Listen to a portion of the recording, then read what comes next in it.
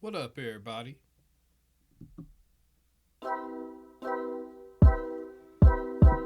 It's your boy Avell Diddy back with another one. However, you got here, whether you already subscribed to the channel, whether I popped up on your news feed, whether somebody told you about me and you checking me out for the first time. However, you got here was meant for you to be here, so I appreciate it. Before I get started, if you can hit that like button and hit that subscribe button for the content. You did it? Cool. Shouts out to everybody who keep hitting that like button, that subscribe button, sharing the content. I truly, truly appreciate it. So, to y'all, I like to say thank you. Thank you. All right. Who we got up? We got that boy Poo Shiesty up right now. What? Yeah. So let's just jump right into it and then we'll talk about it later, y'all. Justice Department is laying out some details about this crime involving some big name rappers, Gucci Mane and two other industry pros who were apparently kidnapped and robbed, according to the Justice Department, by Poo Shiesty, by Big 30, along with some others. A total of 9 suspects have been arrested. So here's what we know. These DOJ officials say Gucci Mane was lured into what was a fake business meeting in Dallas at a music studio that turned into what they called an armed takeover, where Mane and these others were held at gunpoint. This is back in January. They got robbed of their Rolexes, their cash, their jewelry. At one point, Gucci Mane was even basically forced to sign a release from a record label. Priscilla Thompson is joining us now. It is wild stuff, Priscilla. What else happened?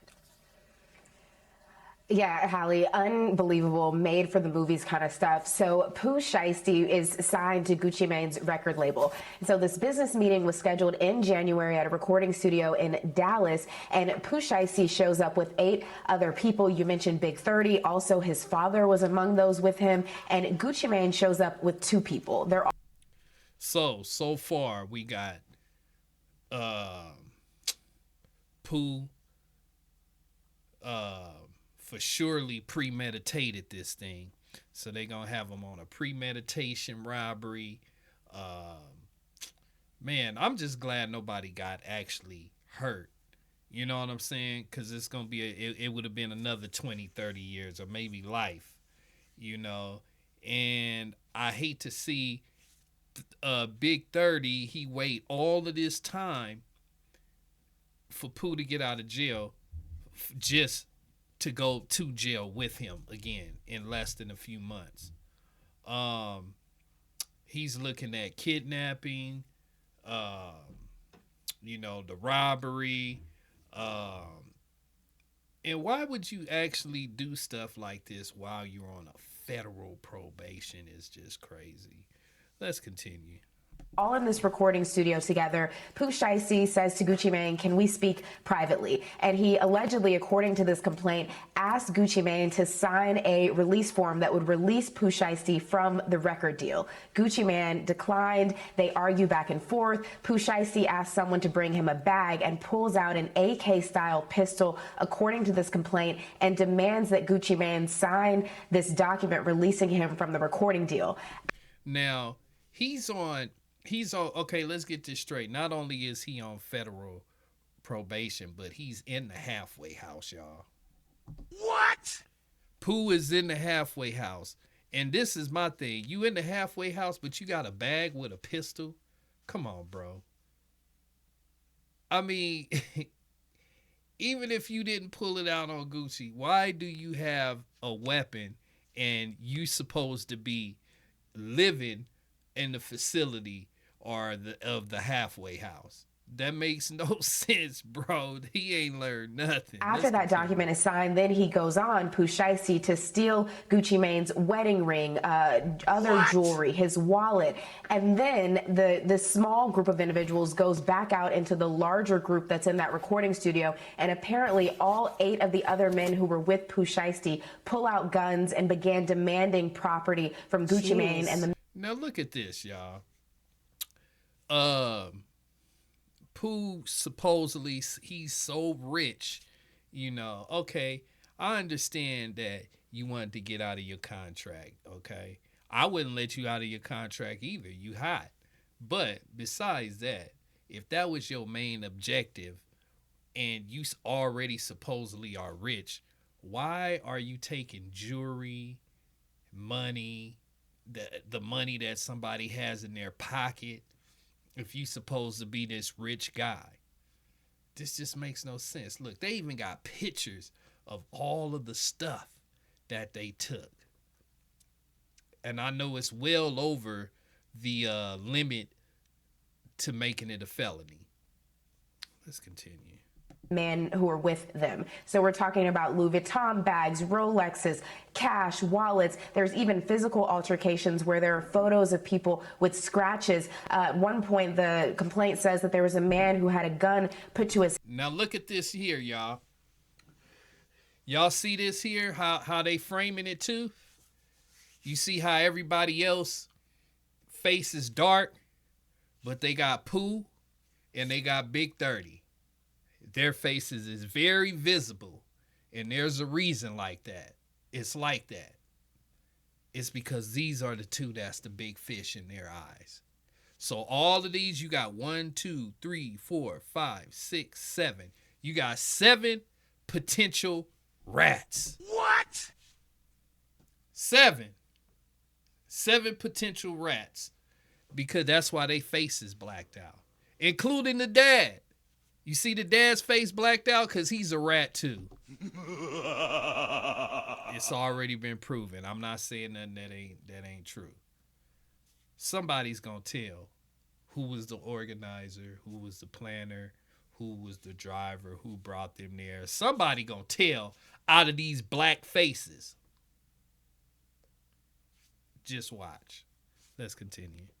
Head, and they believed that they were all going to be executed. White guy involved. But they were allowed to leave eventually, and then this investigation took place where you have all of this surveillance video in and around the recording studio, the hotels, the rental cars that were booked, and you also had some of these people posting the stolen goods on social media. But what's more, Poo Shiesty was, according to this complaint, under home detention. So there's electronic evidence that he was at that recording studio when he should not have been. He should have been at home. So obviously these arrests were made. We know that 8 of the 9 men were arrested and have been charged with all 9 of them, though, charged with kidnapping and robbery. Hallie? Now check this out, y'all.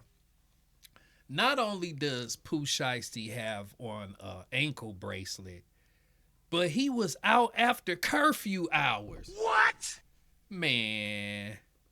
Now this guy done went from doing like 4 years in federal prison. You get out, you in a halfway house. You're not even all the way out of the system. You still get access to millions of dollars, cars, platinum plaques. You come out, you drop your little song, it goes crazy, and you still haven't changed your mindset. You still haven't changed your mindset, bro. Still with the same mindset. You know, we seen you on the Wallow and Gilly, you know, talking about, I really listened to you on the Wallow and Gilly, and they were asking you questions basically about how you changed. And you basically, every time they ask you a question about change, you never really answered it. You danced around it and never really answered the question and said that you changed. So, let's continue. Can I just ask one question, Priscilla? I don't know if you know the answer to this, but presumably, if Poo Shiesty had been under home detention, he would have known that, right? That there was an electronic monitoring situation happening on him? That's how dumb he is, lady. 100%. And in fact, Hallie, according to the complaint, there was a conversation with his parole officer who said, you are not where you're supposed to be. And Poo Shiesty said he thought he had permission to leave and told the parole officer that he would be returning home. We thank you for watching. Now, not only did Pooh, y'all see that, y'all? Not only did Pooh wasn't supposed to be out at that time, but the parole people actually called him after it happened. What? Asking him, what is he doing out? So there's no denying that he was there when this took place. So he's caught dead bang. And you just got out of prison for the same thing that you're being accused of, bro. Weaponry, robbing. Even though it was supposed to be weed, it's still you robbed somebody, no matter what it was. We can't feel sorry for you, bro. I'm sorry, Pooh, man. And anybody that's saying free Pooh Shiesty, you gonna look like a lame. I'm telling you now. Any of you rappers or any of y'all do interviews talking about, yeah, and free my boy Pooh, you gonna look like a dummy. If you say free Pooh, if you say free Big 30, any of them, you gonna look like a fool. Because this is all on them.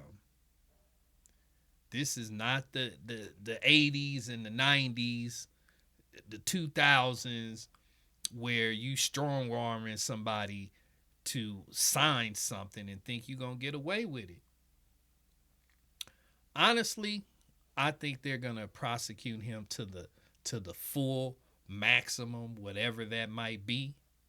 So if he get it, he get it. I just don't feel sorry for him. Now everybody running with this narrative. Oh, Gucci is snitching. Gucci is snitching. The man is a businessman. He's a family man.